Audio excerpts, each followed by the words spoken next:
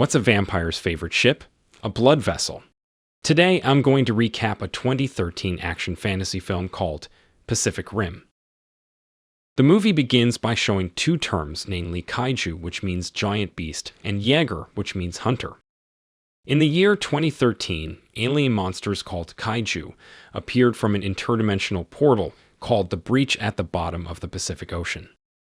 The kaiju attack major cities around the world in succession, so that the military in each country finds it difficult to withstand their attacks and the world is threatened with the end of the world.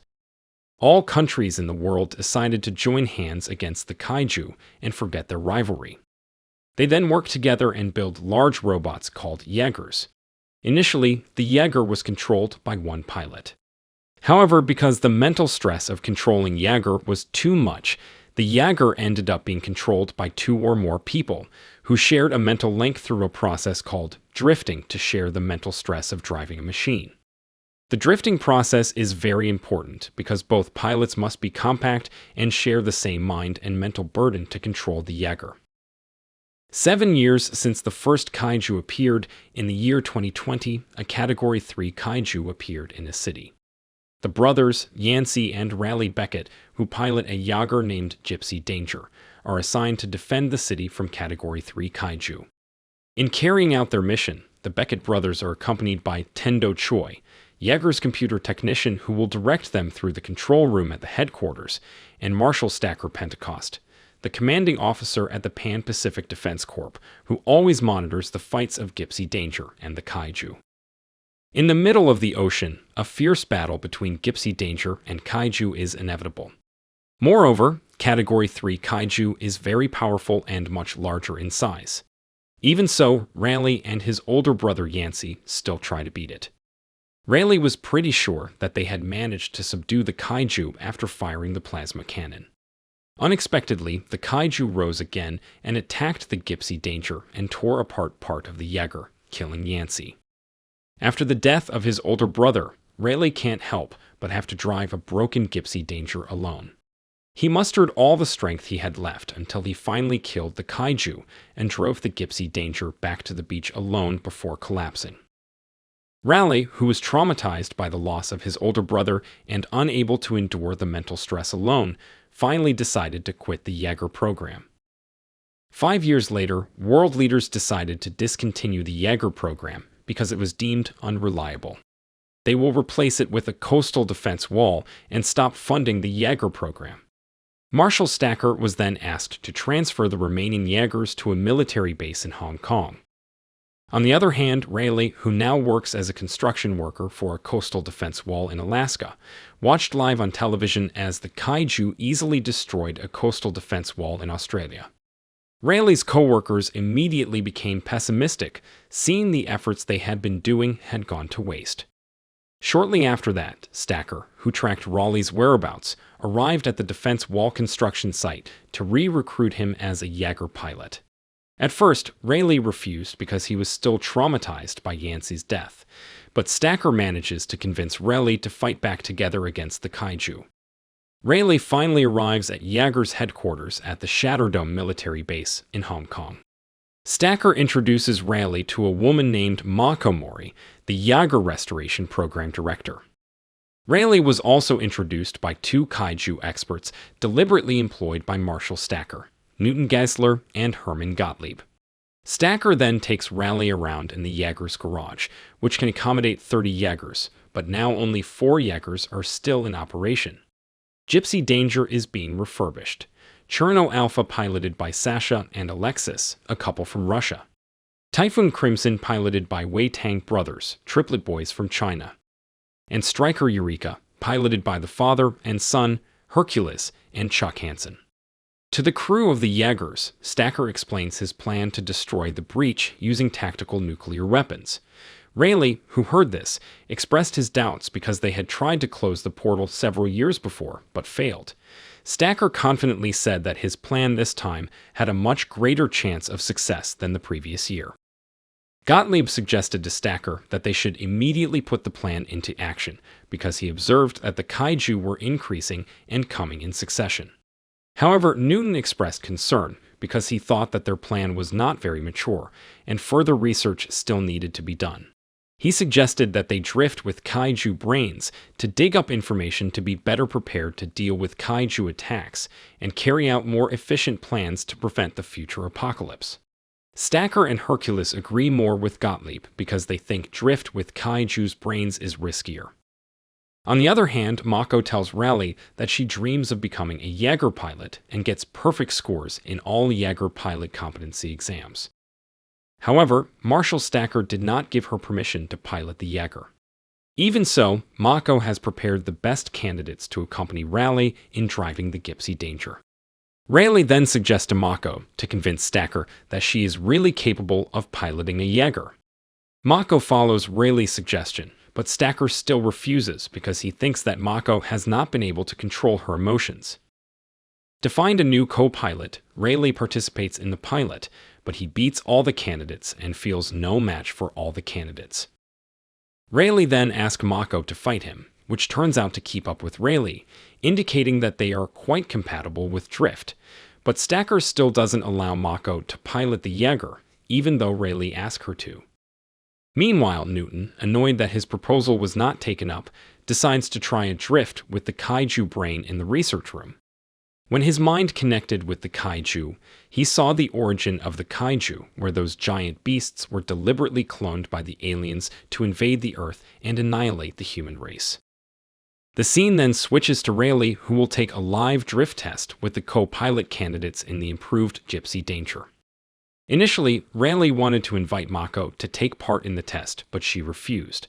Not long after, Stacker, who finally melted after seeing Mako's hard work and sincerity as a Jaeger pilot, then gave permission for her to take the drift test with Raleigh at Jaeger Gypsy Danger.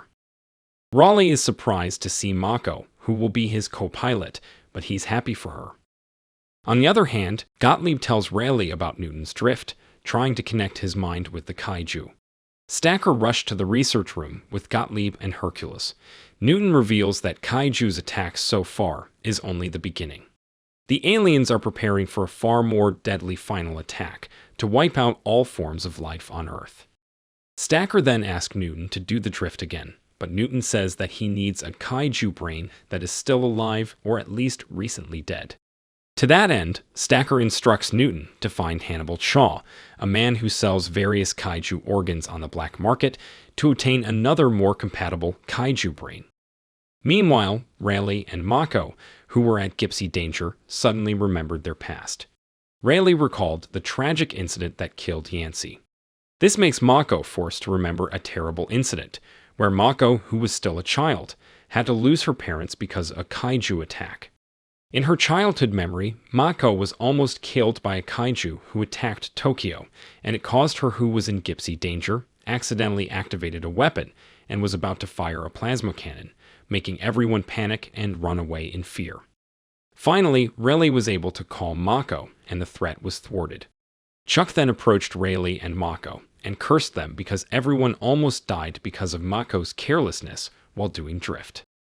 Raleigh, who did not accept being insulted by the rookie pilot, punched Chuck, and the two men got into a fight. They had just stopped the fight when Hercules came and interrupted them. After that, Stacker decided to remove Mako from the Jaeger program, even from her position as director, for the negligence she had committed that threatened the safety of many people. With tears in her eyes, holding back sadness and disappointment, Mako accepted it, even though she had to. Raleigh tries to convince Stacker that the first drift experience never ends smoothly because no matter how close their relationship to someone is, it will take time to align their minds. Raleigh then confronts Stacker about Mako's past, where in fact she has been saved by Stacker, the first-generation Jaeger pilot that still uses a single pilot system. Since then, Stacker decided to adopt Mako and never allowed her to pilot Jaeger because he didn't want his adopted daughter to feel the same burden as him. On the other hand, Newton managed to find Hannibal Chau and was about to make a transaction to buy fresh kaiju brains. At the same time, Tendo detects the appearance of kaiju in Hong Kong. Not only one, but also two kaiju appear at once. Stacker takes down all the Jaegers except Gypsy Danger and orders Striker Eureka to serve as a backup, as the Jaeger has been prepared for the mission to close the breach portal. The big battle of the Jaegers against the two kaiju in the Hong Kong Sea is fierce, and they all have the ambition to destroy each other. On the battlefield, Striker Eureka, who couldn't stay still, seeing the other Jaegers overwhelmed by kaiju attacks, finally decided to help them. When the Crimson Typhoon was taken down by one of the kaiju, the other kaiju managed to destroy the Cherno Alpha. Entering the battle arena, Striker Eureka immediately attacked one of the kaiju.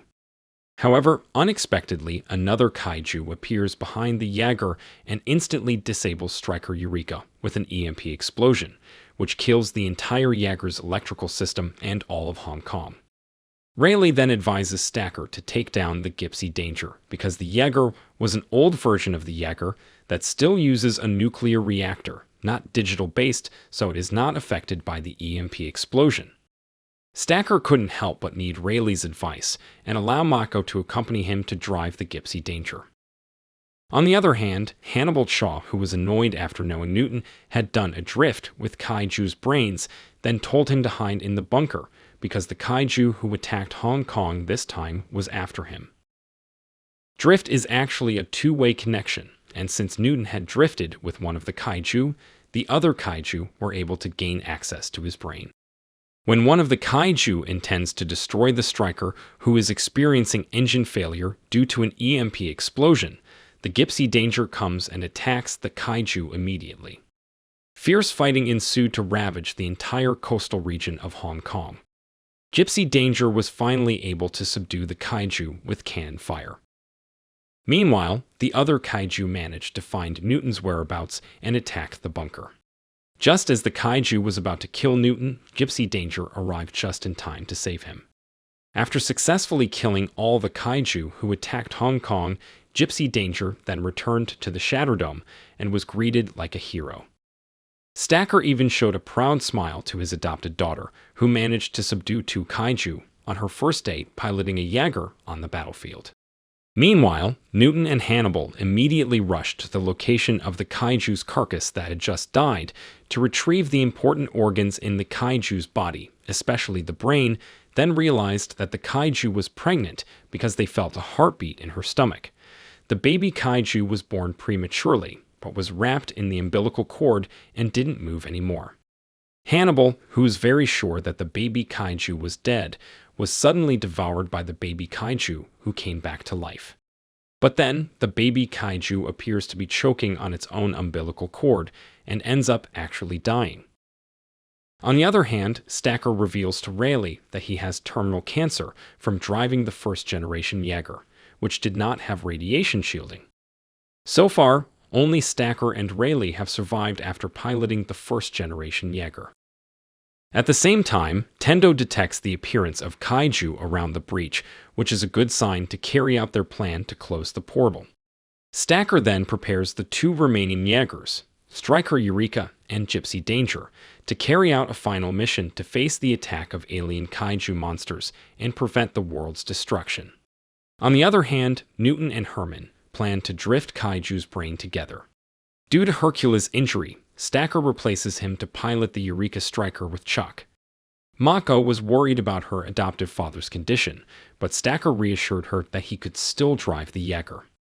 Stacker says that this could be a suicide mission to which the Jaeger pilots won't be able to return safely. Even so, Raleigh, Mako, and Chuck are determined to keep fighting until the end to save the world and all of humanity. Meanwhile, Newton and Herman, who had been doing a drift with Kaiju brains, looked very panicked and frightened by what they saw in Kaiju's mind. Approaching the breach, the Jaegers are immediately attacked by Kaiju, which makes them quite overwhelmed. Newton and Herman, who arrived at the headquarters control room, then told the Jaeger pilots that the breach has a Kaiju DNA detection system, where only Kaiju can pass through the portal and shoot out any object that is not a Kaiju.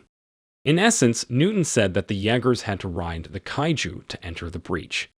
At the same time, Tendo detected the appearance of a Category 5 Kaiju, the largest Kaiju in history that had just appeared for the first time in the world. that Category 5 kaiju can easily knock out strikers and try to destroy them. Meanwhile, Gypsy Danger, who managed to paralyze another kaiju, tries to help Striker Eureka, who is being ganged up by the kaiju. But Stacker and Chuck have another idea of using the bombs they carry to destroy the kaiju who are ganging up on them. As such, Striker Eureka will blow himself up to destroy kaiju, especially Category 5 kaiju. Stacker then tells Gypsy Danger to close the portal with their nuclear reactor. Before carrying out the plan, Stacker and Chuck then said goodbye to their families. In the depths of the Pacific Ocean, Striker Eureka explodes violently, and the kaiju are killed, along with Stacker and Chuck. Riding on a kaiju carcass, Gypsy Danger enters the breach. However, the Jaeger was attacked by a Category 5 kaiju who was still alive.